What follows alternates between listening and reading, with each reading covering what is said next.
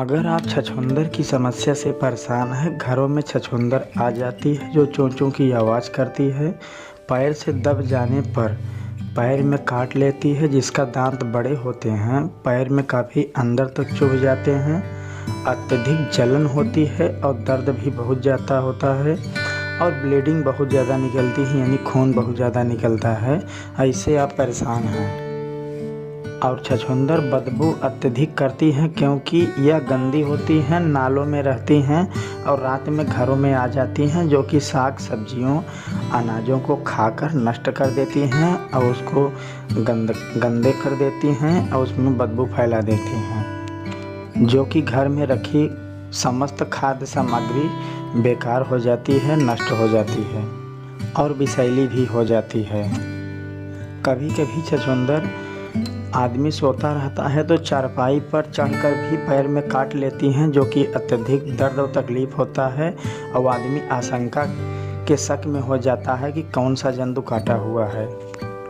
तो छछूंदर घर से भगाने की एक ऐसी अचूक एवं बेहतर विधि आपको बताने जा रहे हैं। इस विधि के आप घरेलू प्रयोग करेंगे तो छछूंदर दोबारा घर में कभी नहीं आएगी और आपको छछूंदर की समस्या से निजात मिल जाएगा।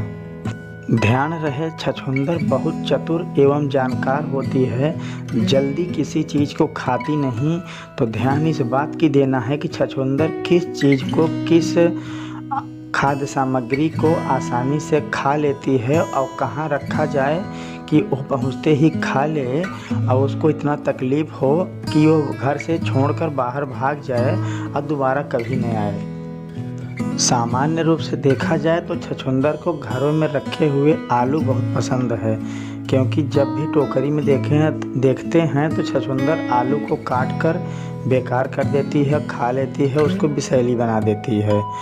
तो अगर हम आलू में औषधि और दवा का प्रयोग करें और वह आलू पर अटैक करेगी, आलू को खाएगी, तो 100% उनसे निजात मिल जाएगा। तो क्या करना है साथियों, आपको छोटा छोटा आलू लेना है और उसको छीलना नहीं है, बढ़िया उसको धुल के साफ कर लेना है और पानी को सुखा लेना है और उसे आलू को सावधानी पूर्वक चाकू से 2 भागों में बीचों बीच से बांट देना है, 1/2 भागों में काट देना है और काटने के बाद उसमें 1 चुटकी काला नमक डालना है और दोनों आलूओं को रगड़ रगड़ के मिला देना है और इसके बाद आपको 2 चुटकी पीसा हुआ काली मिर्च का पाउडर डालना है, जिसको मार्केट में वाइट पेपर के नाम से भी मिलता है। और डालने के बाद आलू के दोनों भागों में विधिवत मिला देना है और मिलाने के बाद आपको 5 बूंद पुदीन हरा को उस पर डालना है। पुदीन हरा की लिक्विड भी ले सकते हैं और पुदीन हरा की टैबलेट भी आती है कैप्सूल के रूप में, उसको भी 2 कैप्सूल फोड़कर इसमें डाल सकते हैं, क्योंकि पुदीन हरा का स्वाद एवं महक यह छछूंदर के लिए बहुत ही विनाशकारी और एलर्जी फैलाने वाला होता है। तीनों को डालकर आलू के दोनों भागों में मिला देना है। मिलाने के बाद 5 मिनट तक आलू को सीधा रख के सुखा लेना है और जब यह सूख जाए तीनों औषधियाँ, तो उसके बाद आपको दोनों आलू को जैसे कि काटने के पहले रूप था उसी ढंग से दोनों भागों को चिपका लेना है और चिपकाने के बाद वह फिर से अलग न हो सके तो उसको जॉइंट करने के लिए आपको अगरबत्ती की बीच की तीली निकालना है, जो कि बेहद पतली होती है, उसको लेना है और उसके ऊपर का अगरबत्ती का लेप को हटा देना है और हटाने के बाद